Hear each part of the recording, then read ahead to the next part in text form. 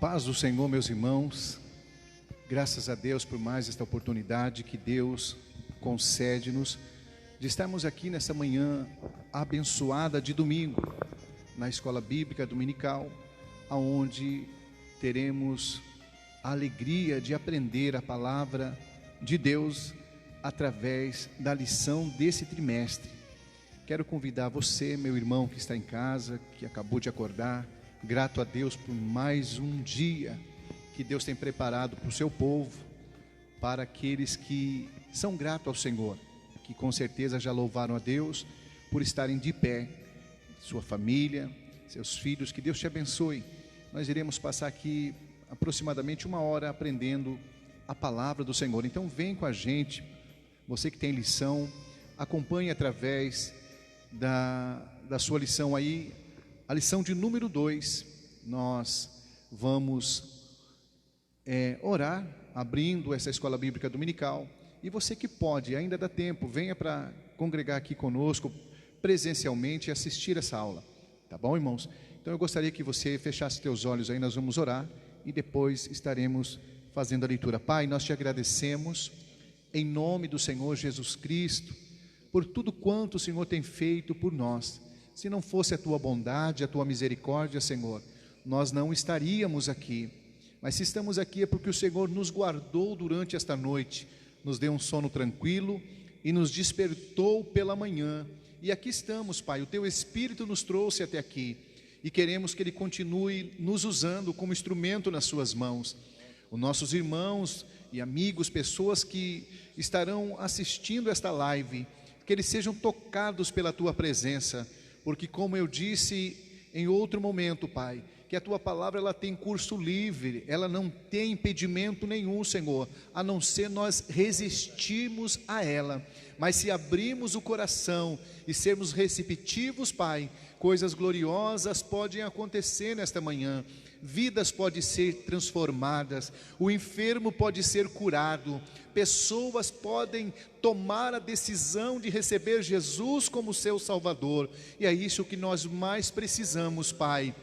Deus amado, Deus santo, só o Senhor sabe aonde é que isso vai chegar.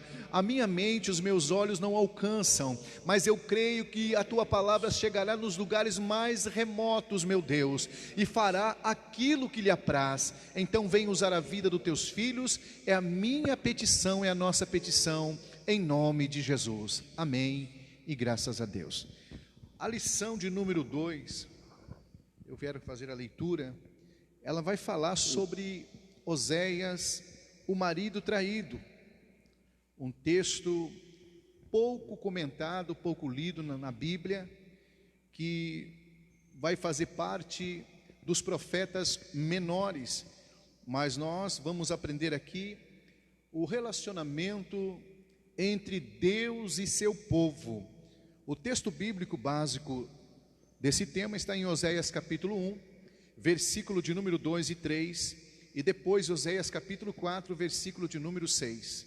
Também logo em seguida, Oséias capítulo 6, versículo 1 até o 3 e o versículo 9, e Oséias capítulo 7, versículo 3 e o versículo 4. Eu vou estar lendo, você pode acompanhar comigo essa leitura. O princípio da palavra do Senhor por Oséias, disse, pois o Senhor a Oséias: vai, toma uma mulher de prostituições e filhos de prostituição, porque a terra se prostituiu, desviando-se do Senhor. E foi-se e tomou a Gomer, filha de Diblaim, e ela concebeu e lhe deu um filho. O meu povo foi destruído porque lhe faltou conhecimento. Porque tu rejeitaste o conhecimento, também eu te rejeitarei, para que não sejas sacerdotes diante de mim. Visto que te esqueceste da lei do teu Deus, também eu me esquecerei de teus filhos. Vinde e tornemos para o Senhor, porque Ele despedaçou e nos sarará, fez a ferida e a ligará. Depois de 2 dias nos dará vida, e ao terceiro dia nos ressuscitará, e viveremos diante dele. Conheçamos e prossigamos em conhecer o Senhor. Como a alva será a sua saída, e ele a nós virá como a chuva, como chuva serôdia que rega a terra, como hordas de salteadores que espreita alguém. Assim é a companhia dos sacerdotes que matam no caminho para Siquém. Sim, eles têm praticado abominações. Com a sua malícia alegram ao rei, e com as suas mentiras os príncipes. Todos eles são adúlteros, semelhantes são a forno aceso pelo padeiro, que cessa de atear o fogo, desde que amassou a massa, até que seja levedada. O texto áureo: converte-te, ó Israel, ao Senhor teu Deus, porque pelos teus pecados tem caído. Oséias capítulo 14 e o versículo de número 1. Este é o texto áureo. E nós queremos aqui também, irmãos, fazê-lo entender qual o objetivo desta lição. Primeiro, entender, compreender e saber. Entender o quê? Entender que para transmitir uma mensagem convincente a um povo infiel, Deus pode adotar medidas não convencionais.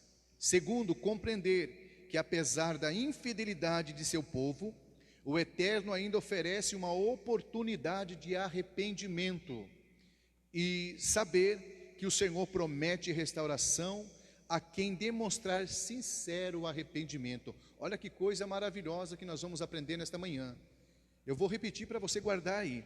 Entender que para transmitir uma mensagem convincente a um povo infiel, Deus pode adotar medidas não convencionais.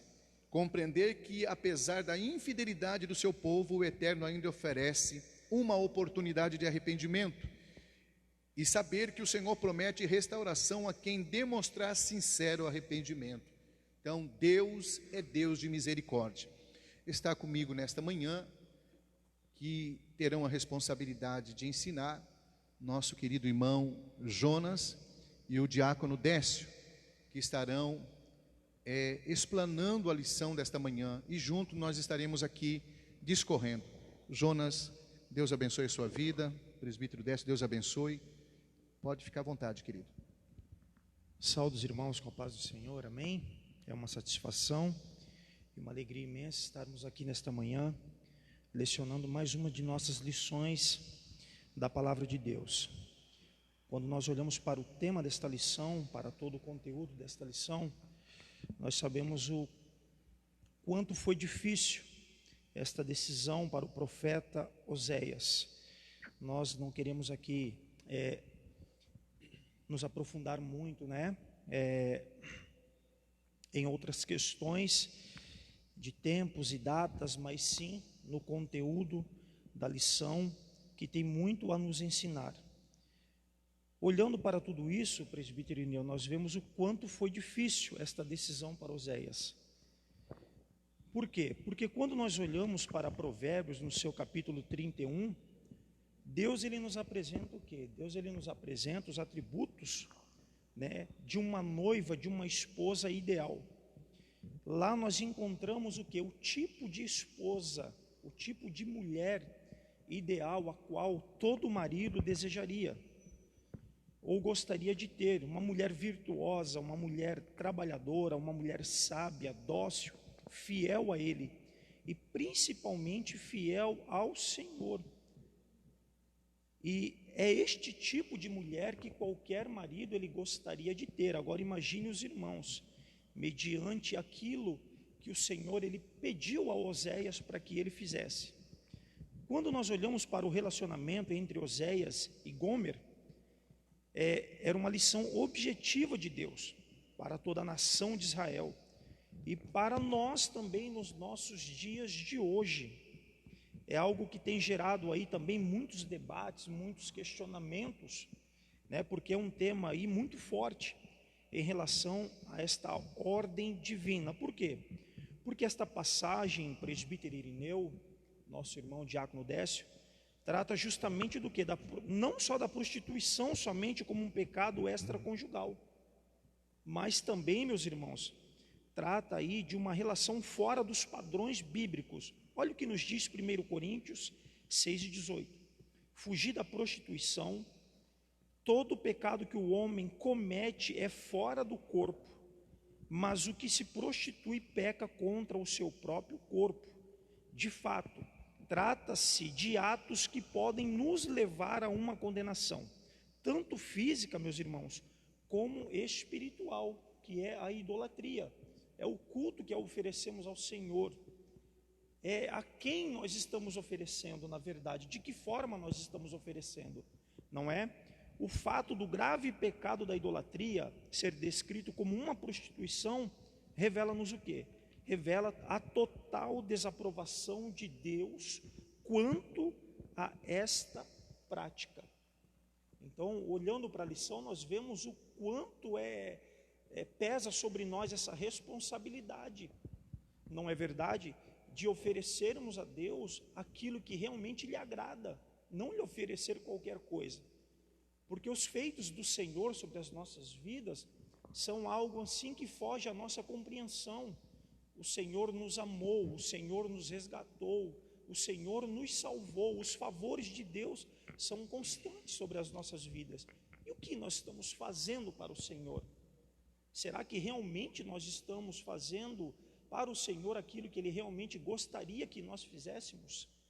Então, esta lição, ela vai tratar deste tema, né? Oséias é o marido traído, mas nós entendemos também que Oséias, ele recebeu o quê? Ele recebeu uma ordem para se casar com uma prostituta e não para adulterar com ela. Esta era a ordem, foi o que Deus disse. O que Ele disse? Vai, toma por esposa uma mulher de prostituição. Deus, Ele não lhe disse que fosse cometer o quê? A fornicação com ela. Pelo contrário, disse-lhe que se casasse com ela, que fosse fiel a ela.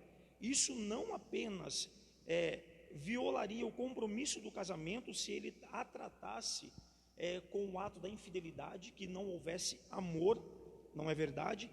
Mas também que ele, agindo desta forma, ele valorizava, né, este relacionamento matrimonial.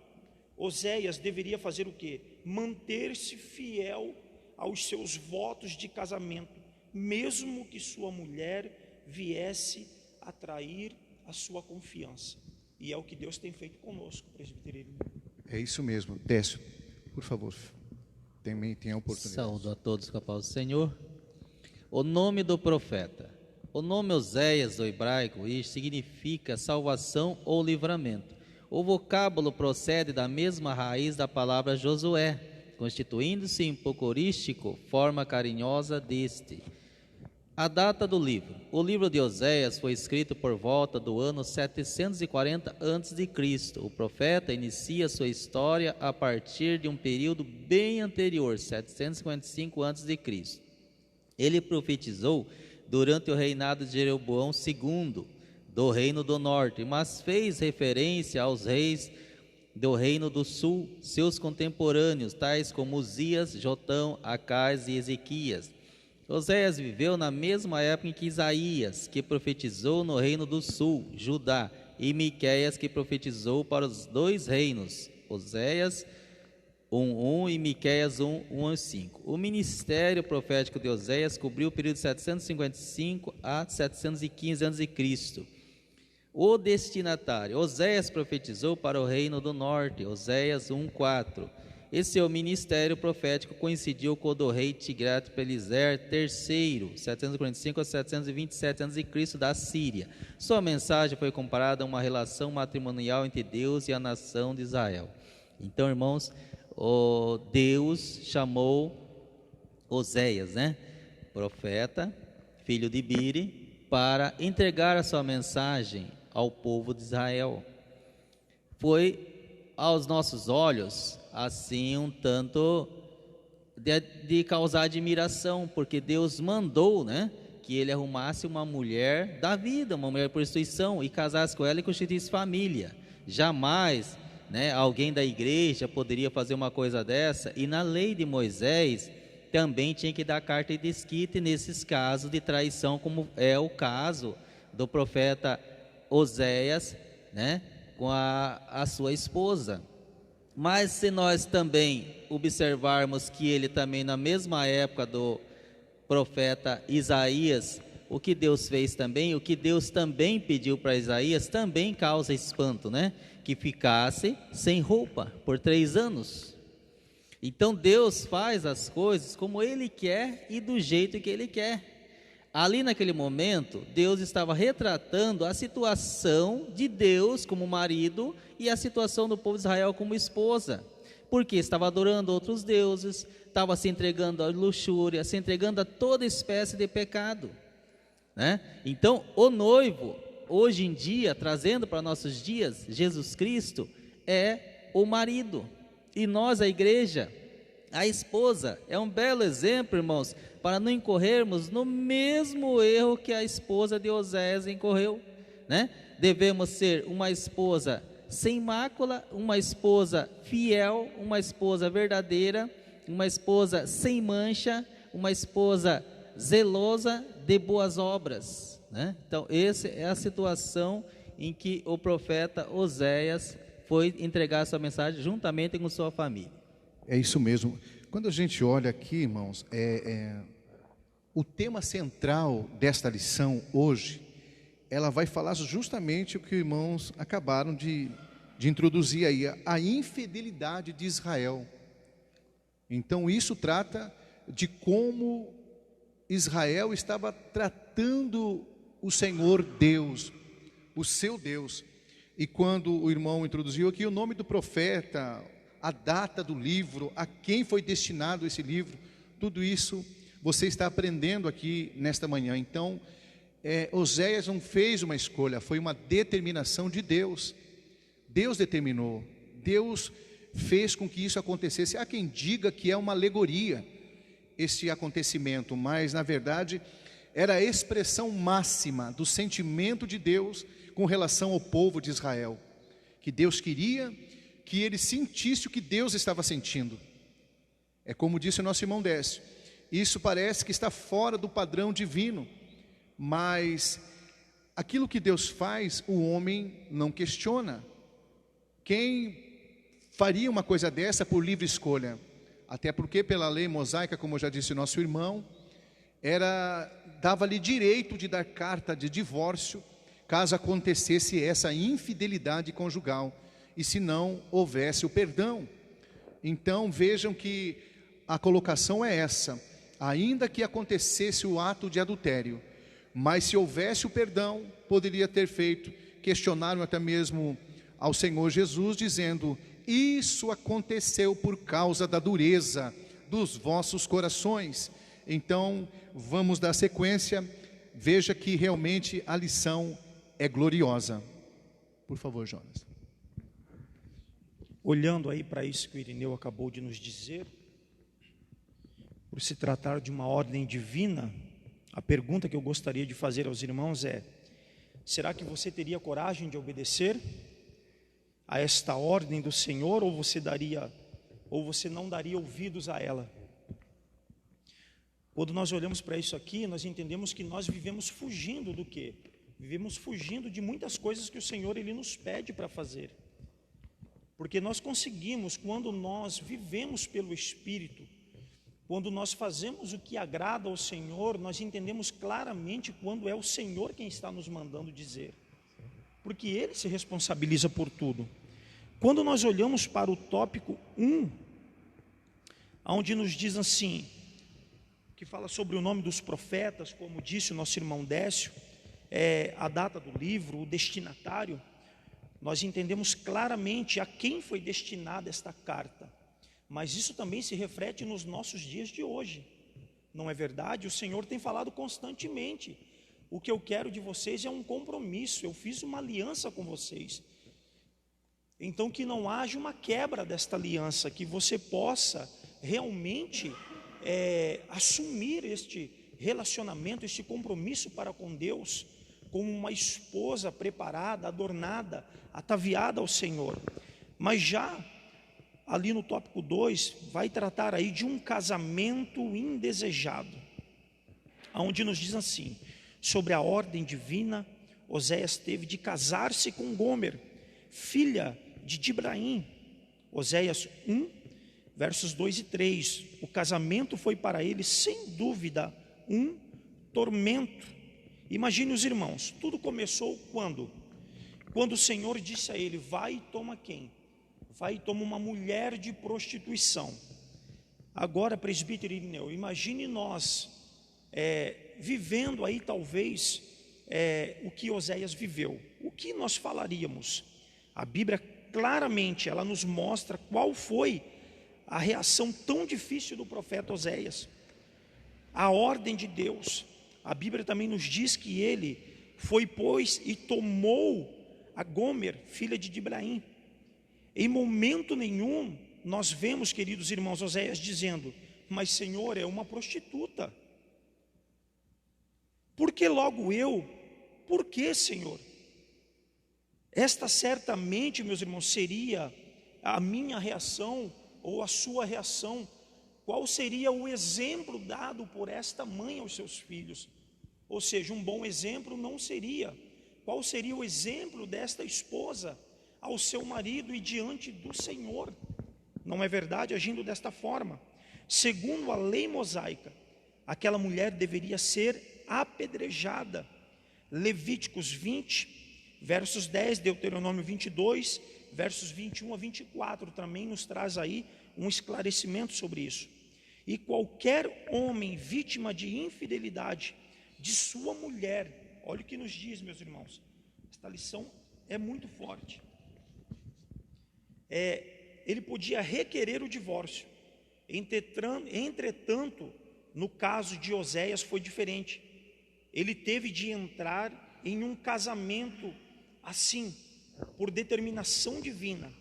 A relação do profeta com Gomer simbolizava o quê? Justamente a relação de Deus com Israel, pois a terra se prostituíra, desviando-se do seu Senhor. Quando nós olhamos para a lei, para que houvesse uma quebra de aliança no casamento, ou seja, o adultério era uma das cartas que daria esta liberdade a um marido, a um esposo, para que ele quebrasse esta aliança.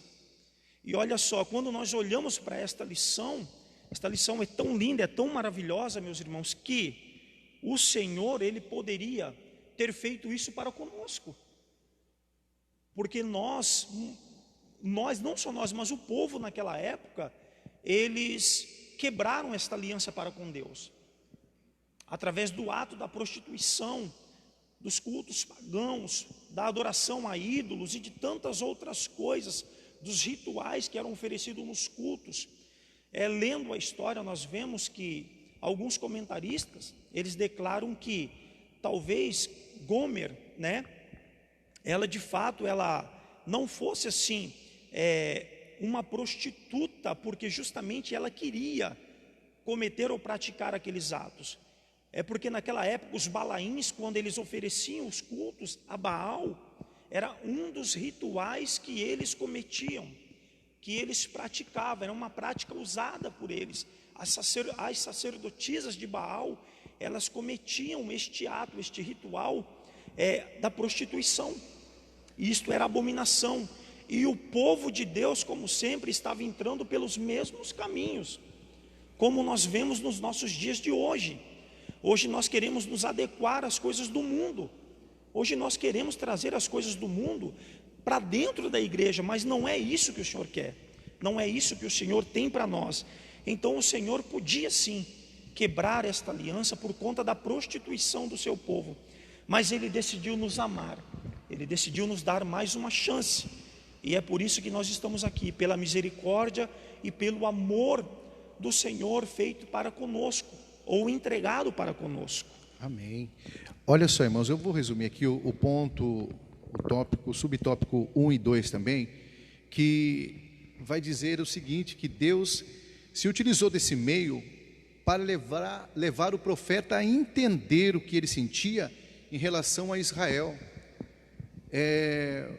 Deus poderia escolher um outro meio? Poderia, mas ele escolheu justamente expressar essa mensagem à nação, desta forma. Quer dizer, por isso que é interessante quando se fala de escolha. Quando Deus escolhe, o escolhido, ele não tem que dar ordem para o Senhor o que ele quer fazer. Quando a gente olha para o profeta Jeremias, ele foi escolhido desde o ventre. Foi o profeta das lágrimas, profetizou coisas pesadas para o povo de Deus, pesada no sentido de advertência. E por isso sempre viveu encarcerado, sempre viveu longe dos holofortes. E agora vem o Senhor e dá uma ordem para Oséias: ele vai ter que casar com esta mulher, para que ele entenda, para que ele encarne essa mensagem do que Deus estava sentindo. O sentimento de Deus seria vivido pelo profeta, que passaria por todas estas situações, para lá no final, que nós vamos entender, ele profetizar. Agora, irmãos, cá para nós, imagine você, Deus, o povo adorava de manhã e à noite se prostituía. Quando eu falo prostituição aqui, não estou falando de uma prostituição carnal, do relacionamento sexual entre uma pessoa e outra, entre um casal. Estou falando de uma prostituição cultual, que tinha relações sim, dentro desse culto que eles ofertavam, tinha. Porém, imagine o sentimento de Deus. A pessoa vinha de manhã, adorava Júnior, glorificava a Deus, e à noite ia se prostrar diante de outros deuses, e Deus resistindo isso.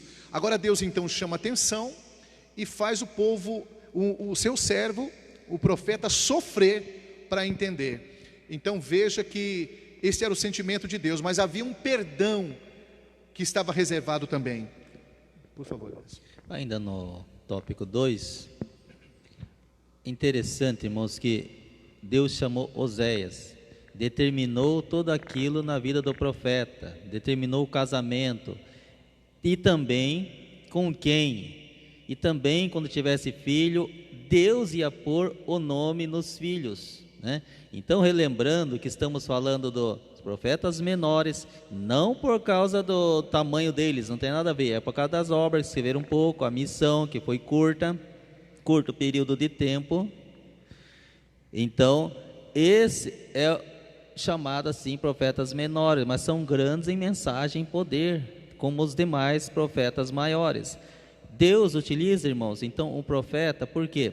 Porque o rei já havia falhado, porque o sacerdote já havia falhado, o juiz já havia falhado. Então todos os meios, todos os homens, os cargos públicos ali, que deveriam representar a vontade divina, deveriam cuidar do povo, direcionar sempre na direção de Deus, estavam corrompidos, estavam falhos. Então Deus, no último recurso, levanta um profeta. Às vezes era da escola de profetas, às vezes era um dos príncipes lá do reino, lá do palácio, e às vezes, quando não tinha jeito, ele chamava qualquer um do campo, como é o caso de Amós, de Oséias e muitos outros que a gente chama aí, que não tiveram ligação, não tiveram pais profetas, mas Deus capacitou. Deus chama e capacita, e ali vai entregar a mensagem. E nós estamos falando do profeta Oséias, e o filho, os 3 filhos que eles tiveram, então tudo relação à situação de Israel. Então o primeiro filho de Israel foi o quê? Lembrando Deus daquele acontecido do rei Jeú, onde mataram o quê? 70 filhos da família real do rei Acabe, como um acontecido que foi há 130 anos antes. Também teve outra filha, Lo-Ruama, que quer dizer desfavorecida, né? Desfavorecida, lembrando que o nome Oséias, lá na linguagem hebraica, significa o Salvador, né? Salvação, o Salvador, lembrando sempre da figura de Jesus, é claro, né? A desfavorecida, o favor de Deus, irmãos, em nossa vida é imenso. Pela graça sois salvos. Isso não é dom de vós, é dom de Deus. Então a graça de Deus, o favor imerecido.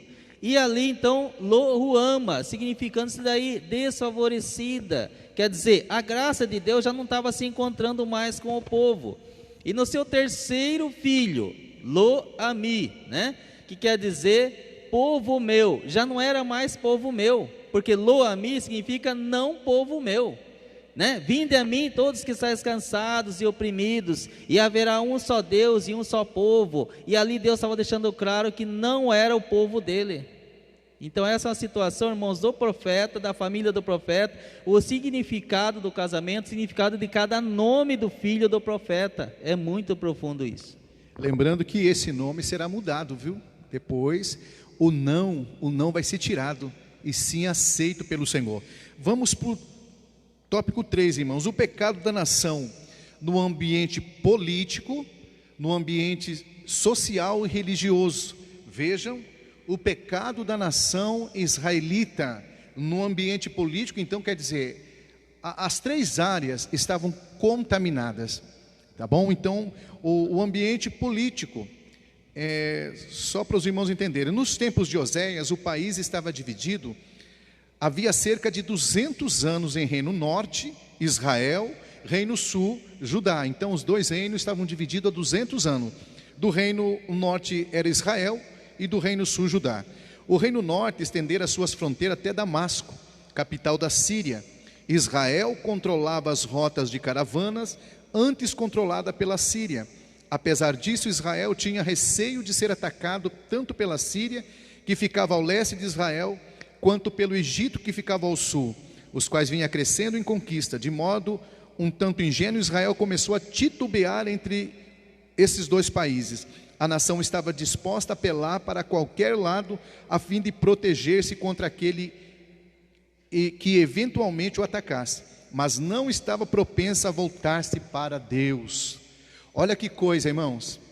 Vejam que durante esses 200 anos, Israel controlava as rotas de caravanas, ou seja, estava numa posição confortável, vamos dizer assim, privilegiada. Porém, havia coisas que afrontavam Israel. Era justamente a Síria. E chegou um momento que este medo de Israel levou ele a titubear. O que é titubear? Ficar duvidoso. Ficar duvidoso, ou seja, deixa eu apelar para o lado A, para o lado B, porque se eu ficar aqui sem tomar partido, eu vou sofrer uma derrota. Mas ao invés de voltar-se para Deus, eles não fizeram isso. E aquilo que eles temeram foi o que aconteceu. Entenderam? Então vejam, irmãos, que a vontade do Senhor era que Israel se voltasse para Deus. Mas no entanto, Israel ficou com medo dessas 2 potências e titubeou, ou seja, ficou ali querendo se associar para ter a chamada segurança, entre aspas. Então, às vezes, o melhor é ouvir a voz de Deus e se voltar para o Senhor com arrependimento, porque com certeza Deus vai mudar a situação. Meus irmãos, antes de entrarmos aqui no subtópico 3.2 e 3.3, o ambiente social e o ambiente religioso, são as doenças, podemos dizer assim, Irineu, que a prostituição, elas trazem, tanto no meio político, social e religioso. Podemos dizer assim, nos dias do profeta Oséias, Israel vivia em prosperidade econômica. A política de Jeroboão trouxe grandes benefícios financeiros à nação, por meio do relato do profeta Amós, contemporâneo de Oséias. É possível saber como era a vida social do Reino do Norte. Alguns dormiam em camas entalhadas em marfim. Relato sobre isso, Amós 6:4. E outros possuíam casas de inverno e de verão. Amós 13:15. Então aqui, quando nós olhamos, nós entendemos que havia uma prosperidade econômica, política. Só que quando nós olhamos para o subtópico 3.3, o ambiente religioso, nós vemos que o povo, nesta determinada área, ele deixavam a desejar. Eles não cumpriam com aquilo que o Senhor tinha imposto. E isso trouxe grandes consequências para o ambiente social, político e religioso. Irmão Décio. Graças a Deus, irmãos. Então, o ambiente social, o ambiente religioso, a situação ela estava boa, né? Os negócios estavam fluindo, as divisas com os países, paz, né? Por um lado, o Império Assírio, por outro lado, o Império Egípcio. E Israel gozava de uma plena paz, um bom relacionamento com seus vizinhos. E ali então trouxe muitas riquezas, muitas situação financeira boa para o povo. A cama do pessoal, os móveis, era tudo entalhado em marfim e por aí vai. Os móveis tudo bom, do melhor. Os vinhos que eles tomavam, né? As festas, era tudo coisa de primeira. As ovelhas, era tudo do bom e do melhor, o gado. Então aquela situação trouxe para a nação muita comodidade, muita mordomia. E então o povo, naquela situação financeira boa, situação econômica boa, começaram o quê? A buscar os melhores médicos, os melhores remédios, e tudo de bom, e consequentemente não deram caso à obra do Senhor, aos cultos solenes, às festas. Começaram a se distanciar e fazendo mais a vontade deles, mais amigos do alheio, né, do povo, do que amigos de Deus. Então se distanciaram, na verdade, das práticas religiosas, das práticas que Deus exigia. Então podemos ver claramente que tudo começou há 200 anos atrás, quando houve a divisão do reino do norte e do reino do sul.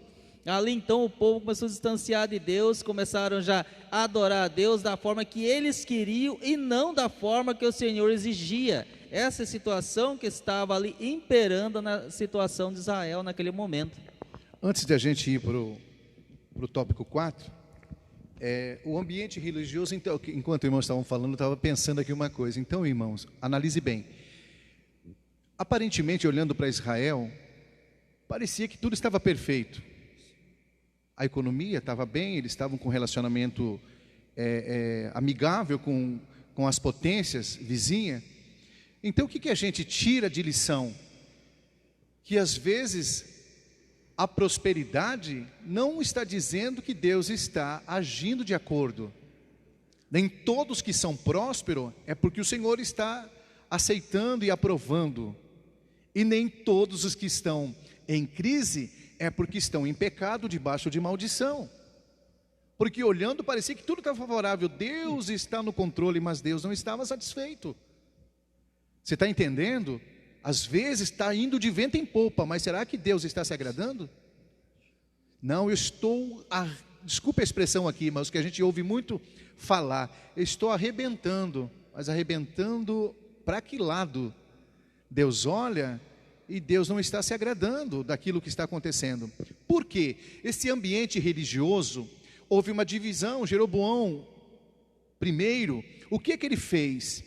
O povo iam para Jerusalém adorar, e quando o povo voltava com aquele sentimento. E o que ele fez? Então ele resolveu criar uma outra, dividiu o reino, para que aquele povo que iam para Jerusalém adorasse ali, então não tivesse que ir para lá, levando o povo a se corromper. Então vejam que realmente Jeroboão, ele criou, ali fez, falou: olha, vocês não precisam ir a Jerusalém para adorar, adore aqui mesmo. Levantou sacerdotes, criou os rituais, quer dizer, então ele corrompeu o povo, tá certo? Então nós vamos para o ponto 4, a mensagem de Oséias. Depois de encarnar o próprio sentimento de Deus, por intermédio de um casamento infeliz, Oséias transmitiu uma mensagem de juízo contra a nação, avisando-a de que a sua infidelidade resultaria na invasão do inimigo que mais temia, a Síria. Assim o profeta entregou uma mensagem do Senhor à nação, dando-lhe a oportunidade de corrigir-se e de evitar o pior que estava por vir. Os assírios fizeram grandes conquistas e dominaram um vasto território na Ásia. Eles invadiram o reino do norte, levaram povos estrangeiros para habitarem naquela localidade e obrigaram os israelitas a casarem-se com eles, contrariando a oração divina relacionada aos casamentos mistos. Olha o que aconteceu. Eu já passo para o irmão Jonas, mas deixa eu só fazer um comentário aqui. Então veja que Deus, ele sempre se utilizou desses meios para advertir para tratar com o seu povo, principalmente quando o povo deixava de adorar. Deus sempre exigiu, irmãos, adoração exclusiva a Ele. Ele não aceitou desde o princípio nenhuma adoração a outros deuses. Então veja que o Senhor agora vai encarnar esse sentimento no profeta, e ele vai profetizar uma mensagem de juízo contra a nação. A profecia dele vai ser uma profecia de juízo contra a nação, avisando que a sua infidelidade vai resultar na invasão dos inimigos. Como que a gente vai entender? Mas que Deus é esse? Hoje, quem sabe, alguém olha e diz que Deus é amor, Denis. Deus é amor, Deus não é Deus de guerra, mas Deus é Deus de justiça e de juízo. Quando Deus vê que a nação não se volta para Ele, a nação não obedece a sua palavra, Deus então vai usar de meios para tratar com essa nação. E quero vos dizer que mesmo tratando desta forma, que para nós é terrível, Deus está fazendo com amor, Deus está fazendo com justiça, porque o que para nós é terrível, para Deus é o meio que Ele se utiliza para nos trazer de volta para a sua presença. Vejamos também que o fato disso, o Senhor permitiu que esses assírios conquistassem vasto território, e houve então uma mistura. Eles trouxeram o seu povo, obrigaram o seu povo a casar com o povo de Deus, contrariando as ordens de Deus. O que aconteceu com isso? Houve então a mistura. Escute, Deus nunca gostou e nunca vai admitir mistura. Deus nunca vai gostar. Por quê? Porque a mistura trouxe problemas que até hoje perduram, meus irmãos, até hoje. Quando você olha para a história dos samaritanos, é resultado disso aqui, da mistura. A Bíblia diz: não vos prendais a um jugo desigual. O que é jugo desigual? É aquilo que não bate com aquilo que você professa, é aquilo que não é desajuste. Foge dos padrões. Então veja que Deus não queria, mas de repente permitiu que uma nação introduzisse isso e fizesse a mistura. Você vai entender que foi o mesmo samaritano. Quando Jesus chegou para aquela mulher, Jonas, já passo a vez para você. Ele chegou para aquela mulher naquele poço, e ela replica dizendo: como que você pede-me água, se você sabe que eu sou samaritana? E os samaritanos não se dão com os judeus. Veja que começou aqui e perdura até os dias de hoje. Então aquela mulher, ela disse: não, samaritanos não se dão com os judeus. Depois os discípulos de Jesus vão pedir pouso para Jesus, e eles tocaram os discípulos das imediações, justamente por conta dessa revolta. Amém? Por favor, Jonas. Meus irmãos, as coisas de Deus, elas em nossas vidas tem que ser levado aí muito a sério. É como o presbítero Irineu, ele acabou de nos dizer, às vezes parece que está bem, parece que o Senhor está conosco. Algo que me chama a atenção foi quando houve duas grandes batalhas do povo filisteu contra o povo de Deus naquela época. E a princípio, na primeira batalha, eles perderam quase 4.000 homens mortos a fios das espadas. E de repente eles não aceitaram esta situação, porque eles não estavam vivendo, Irineu, de acordo com a vontade do Senhor. Então eles resolveram trazer a arca da presença para o meio do acampamento. Só que eles se alegraram, eles fizeram festa. E na verdade não eram para eles fazerem festa, eram para eles se arrependerem do que eles estavam fazendo.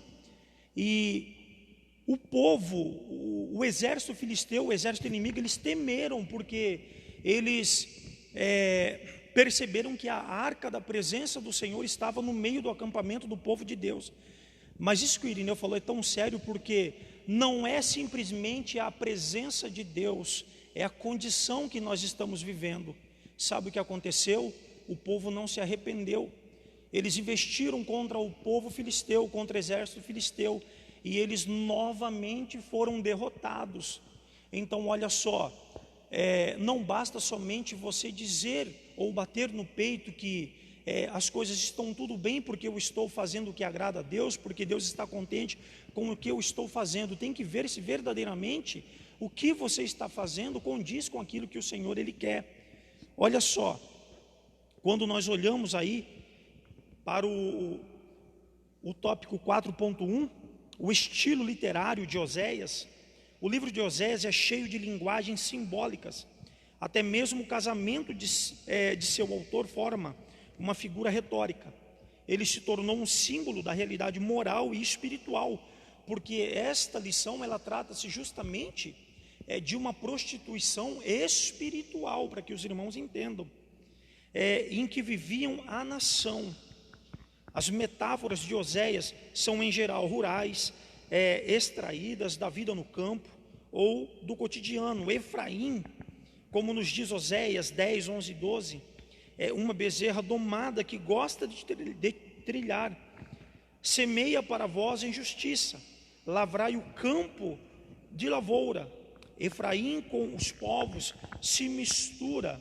Efraim é um bolo que não foi virado. Quando nós olhamos aqui, nós entendemos que naquela época, como eu já disse alguns minutos atrás, os cultos a Baal, eles promoviam o quê? Orgias sexuais. Diante disso, Deus ele expressou o quê? O seu total desprezo pela nação. Quando o povo de Deus prestava culto ao Senhor, ele já não recebia mais, porque eles já não prestavam o culto de forma que agradasse ao Senhor. Então olha só, ele não recebia mais, porque eu quero que misericórdia e não sacrifício, era o que o Senhor queria. Ele queria arrependimento, o conhecimento de Deus, mais do que o holocausto. Oséias 6, 6. Irmão Décio. Graças a Deus, irmãos. A Síria, irmãos, vamos traduzir para hoje, né, 2020. Então ela pegava o Brasil, os brasileiros, lógico, levava para a Argentina. A Argentina, os argentinos, lógico, levava para a Bolívia. Então era uma prática deles mudar a população, o povo.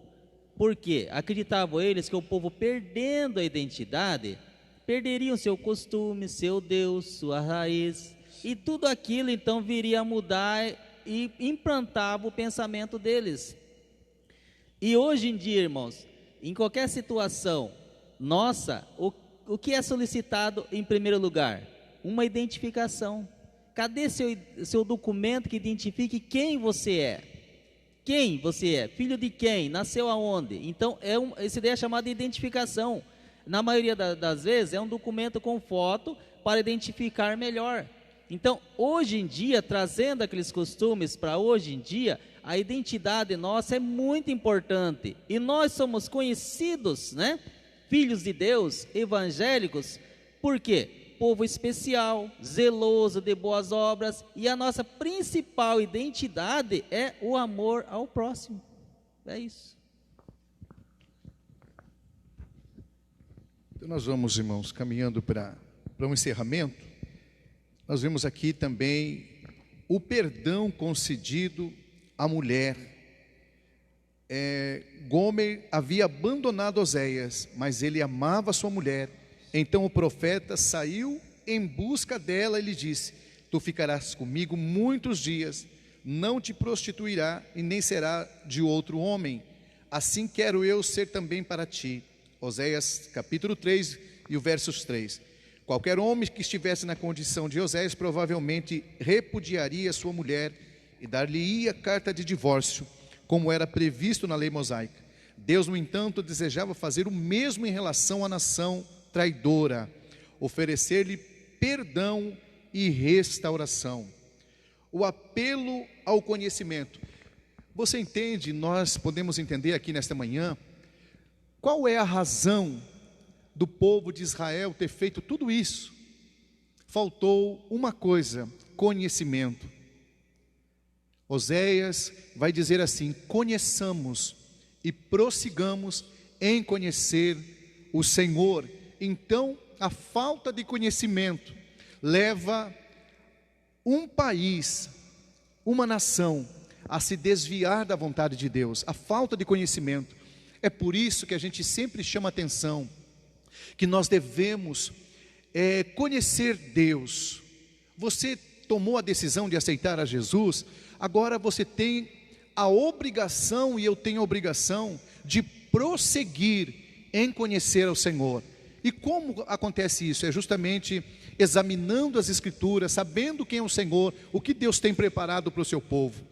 Amém? Então, vamos mais à frente aqui. A promessa de restauração. Depois de tudo isso, Deus, Ele tem uma promessa de restauração. E eu gostaria que o irmão Décio estivesse falando isso, e eu já entro para a conclusão, para nós encerrarmos a nossa escola dominical.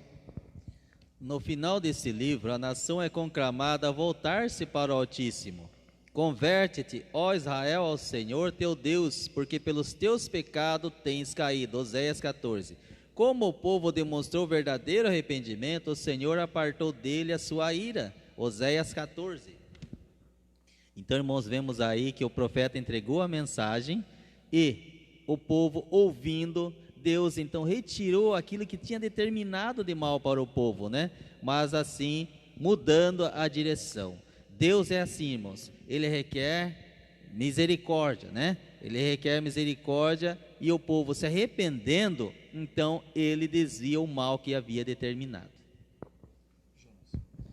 Olhando aqui para essa conclusão da lição, quando nós decidimos fazer o que agrada ao Senhor, então olha só, até mesmo o nome dos filhos de Oséias, eles passaram por uma mudança. Olha só, Lo-Ruama, em Ruama, amado, agora o povo passou a ser amado, e Lo-Ami, em Ami, meu povo.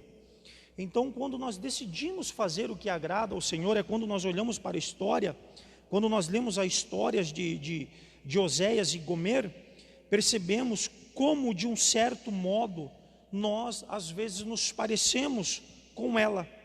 Quantas vezes nos afastamos do Senhor, mesmo sabendo que estamos quebrando a nossa comunhão com o Espírito. Todos os dias nós fazemos muitas coisas que não agradam a Deus. Não lemos mais o que consideramos prioridade em nossas vidas, que é a palavra de Deus. Já não oramos mais, já não consideramos mais Deus como o nosso provedor, aquele que é soberano em nossas vidas, como Gomer considerava Oséias, ou desconsiderava Oséias. Não oramos mais por achar importante orar. Então, essas atitudes que nós cometemos ou praticamos acabam o quê? Acabam entristecendo ao Senhor. Podemos tratar aqui até mesmo de um julgo desigual em relação ao quê? Em relação à adoração. Então, nós precisamos fazer o que agrada ao Senhor. Graças a Deus. Então, meus irmãos, só para finalizarmos aqui, nós podemos entender que esta tratativa, podemos afirmar assim, foi para com o reino norte. Nós vimos que existia o reino sul, Judá, e o reino norte, Israel. Então Deus estava tratando aqui com Israel, justamente porque havia se afastado. Eles estavam adorando, como nós já mencionamos no decorrer da lição, adoração a outros deuses, a oração a outros deuses, cultuavam, e havia tantas coisas, porque devido à mistura, cada um tinha um Deus. O Deus único, verdadeiro, agora então está sendo dividido com outros deuses. Então por isso que o Senhor fez estas coisas. E é interessante, meus irmãos, a gente aprende uma coisa, que o arrependimento, como nós já temos ouvido o ensino aqui, traz restituição. Arrependimento traz restituição. Por quê? Porque Deus, Ele mudou a situação quando o povo se arrependeu. Quando a gente olha para uma mensagem de Jonas, não está no contexto, mas só para você entender o que Deus faz. Jonas entregou a mensagem, o povo se arrependeu e Deus mudou a situação. Da mesma forma que o Senhor muda o nome dos filhos de Oséias. E Deus, ele então tem uma restauração para Israel. É aqui que eu quero encerrar dizendo: o livro de Oséias nós encontramos uma mescla de denúncia e de promessas mediante o arrependimento. O profeta expressou 5 bênçãos à nação. Que bênção eram estas? Primeiro, um crescimento nacional. Estamos falando de uma nação. Então veja que se uma nação se arrepender e se voltar para Deus, ouça isso, você que me assiste agora, se nós nos humilharmos diante do Senhor, Deus também tem uma bênção para esta nação. Ouça isso, povo de Deus.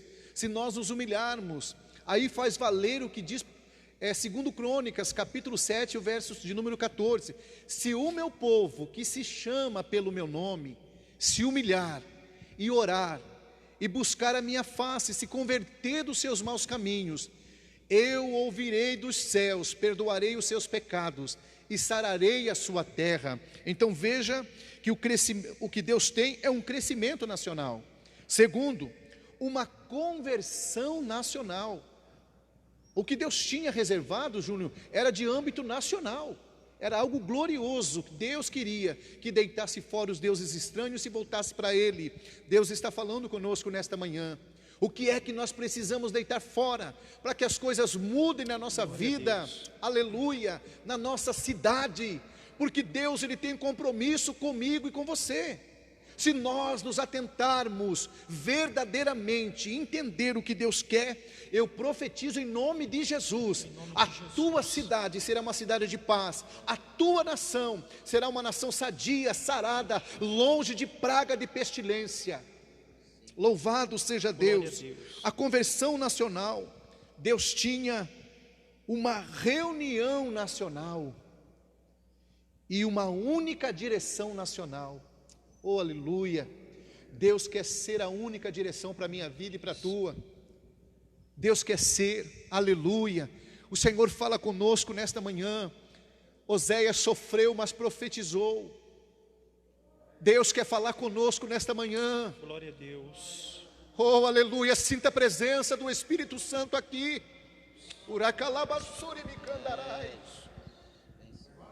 Aleluia. Deus quer falar conosco, povo de Deus.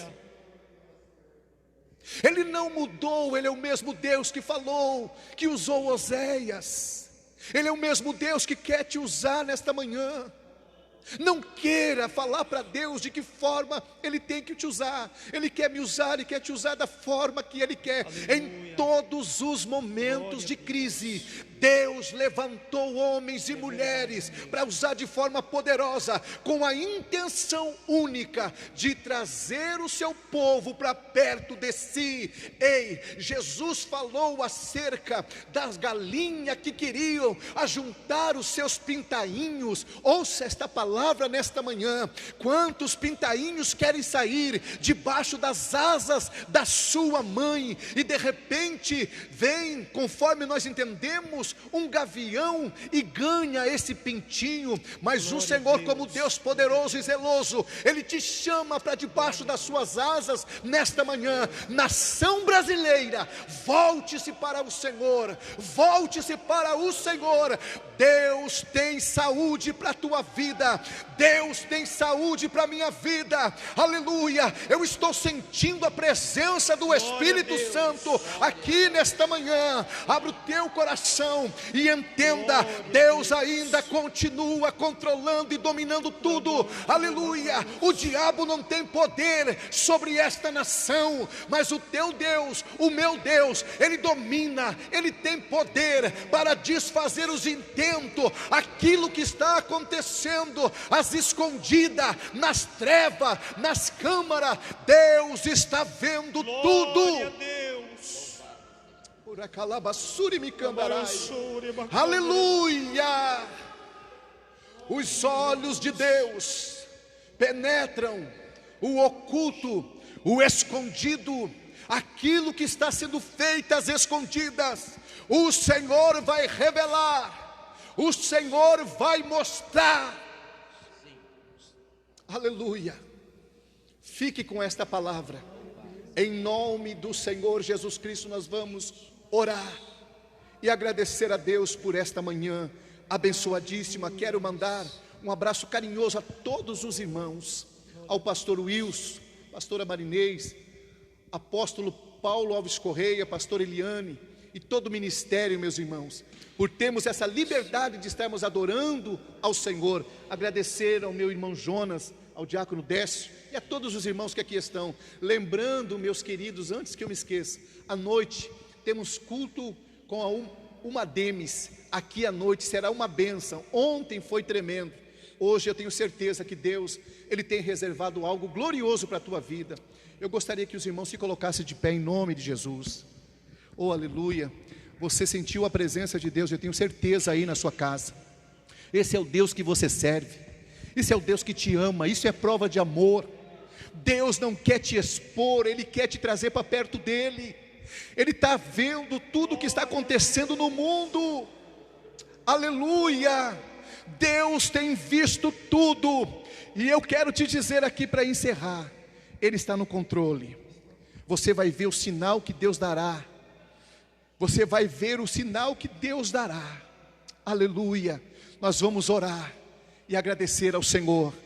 Senhor, nosso Deus e nosso Pai, nós te adoramos e te glorificamos, ó Deus, porque por amar a nação de Israel, o Senhor, meu Pai, coloca um homem para sofrer, um homem para ser humilhado aparentemente, mas depois tem, aleluia, a veracidade dos fatos, o Senhor agindo em favor da sua nação. Deus, há quem diga que o Senhor rejeitou a Israel. Não, meu Pai, chegará o momento que o Senhor trará Israel para perto de si. Ó Deus, a tua igreja não estará mais aqui, mas o Senhor fará concerto com Israel. E eu quero dizer nesta manhã, Senhor, aleluia, faz concerto com esta nação. Esta nação está clamando, esta nação está orando, a igreja está se prostrando diante do Senhor em oração. Ouça o clamor da tua igreja, ouça o clamor do teu povo. Perdoa-nos, ó Deus, as nossas transgressões, as nossas iniquidades. Aleluia, Senhor, que haja arrependimento no meio do teu povo, porque o arrependimento traz bênção, como o Senhor trouxe para Israel. Ó Deus amado, Deus santo, obrigado pela vida dos teus filhos nesta manhã. E se o Senhor disser que sim, à noite estaremos aqui, Pai, em mais um culto de louvor e adoração. Fica conosco, Senhor, nos dá uma tarde abençoada. Abençoa os teus filhos que acompanharam conosco até agora o estudo desta lição. Assim nós oramos e te agradecemos, meu Deus, em nome de Jesus. Levante as tuas mãos. Que o amor de Deus, a graça de nosso Senhor e Salvador Jesus Cristo, as doces consolações do querido amigo Espírito Santo, seja com todo o povo de Deus, e todos digam amém. Deus abençoe e uma ótima tarde em nome de Jesus.